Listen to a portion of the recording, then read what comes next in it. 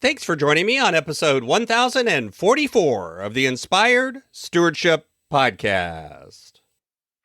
I'm James Pyle.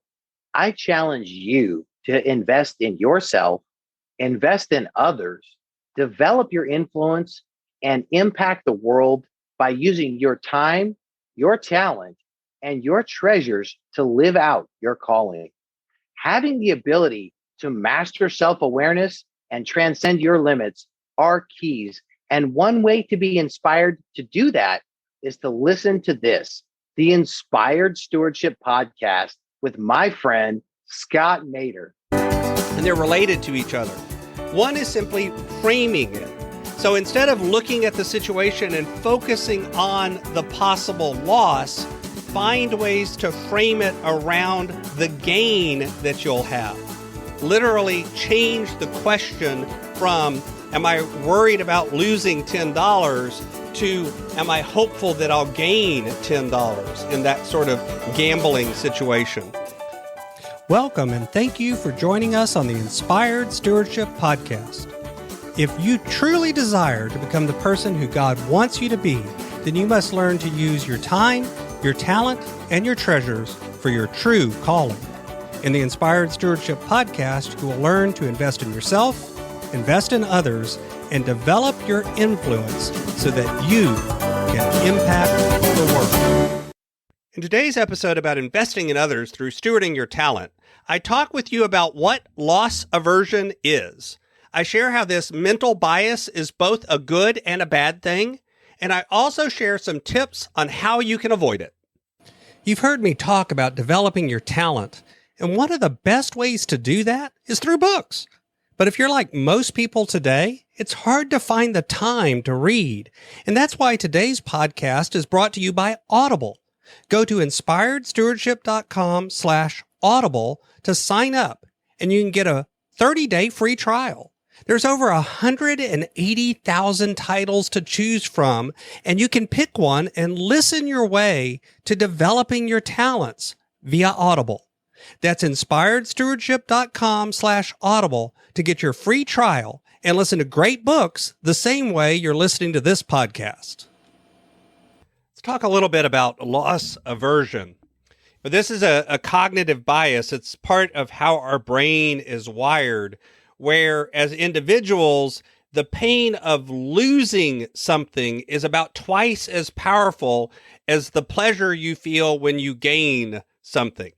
It tends to happen around valuable things that we put value into. And you'll hear it a lot in behavioral economics because, of course, money is one of those things that we can feel loss aversion for. But it can actually occur with other things that we value as well, including relationships and other attitudinal things.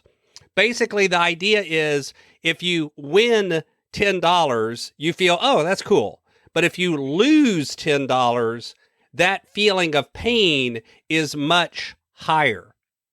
What's interesting is with COVID and the pandemic and the uncertain times and all of the other stress and strain of the last couple of years, I think in some ways that these drastic measures have probably made our loss aversion even greater. We're feeling the loss of so many things that we're heightened to the idea of protecting what we do have, keeping what we do have and not losing anything more.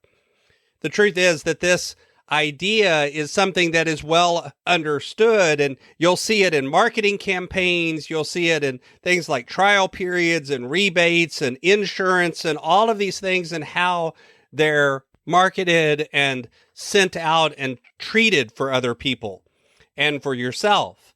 It's really evident that we don't want to incur losses. And in fact, that loss aversion often will hold us back from taking risk, even risks that have really good returns, because the fear of loss is greater than that possible gain, the feeling of possible gain. For instance, It actually can affect things at a system-wide or country-wide level. Some countries are very loss-averse and tend to be very cautious in their approach to certain things, including medical care and others. Other countries are less loss-averse and therefore tend to have more rapid approaches to certain medical effects. And you can actually see this play out during COVID as well in terms of how different countries responded to that. It really comes from a wiring in our brain. The truth is we have a part of our brain that processes fear, and this automated response will actually trigger whenever we begin to fear losing something. We have another region where we process loss and we process gain. And what's interesting is when you look at how that region actually lights up and becomes active, it becomes a stronger and a longer reaction whenever you lose something than when you gain something. It shows that the truth is our brain feels loss more.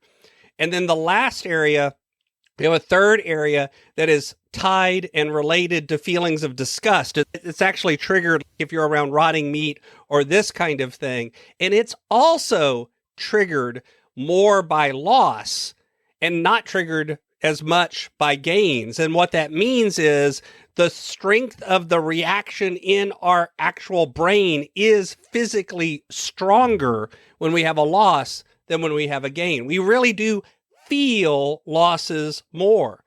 And of course, things like how much you have can affect it.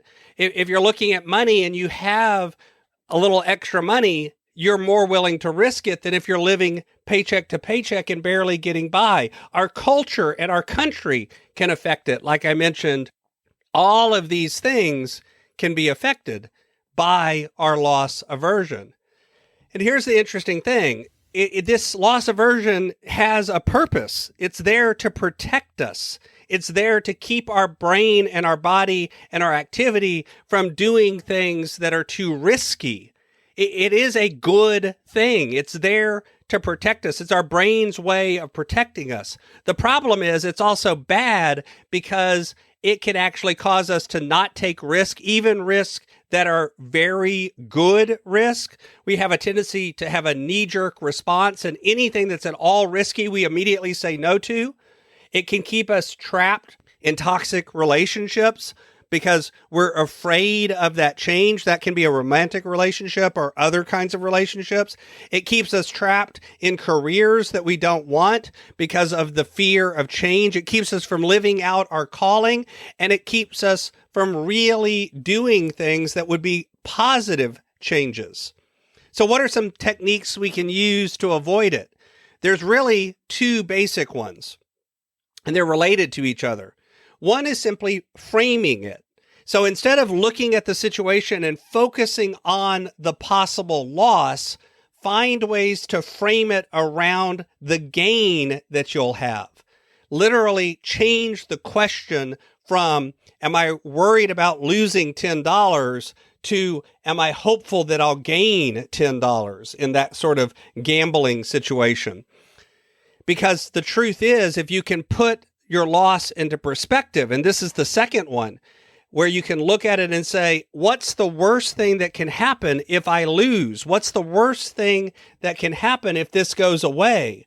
And when you look at that, recognize that if the loss is relatively small and the risk on the other side is relatively small and the gain is large, then you might want to go ahead and do it. By reframing it to focus on the gain and by paying attention to what is the real gain and the real loss and putting it into perspective, you often can overcome the bias that we have to loss aversion.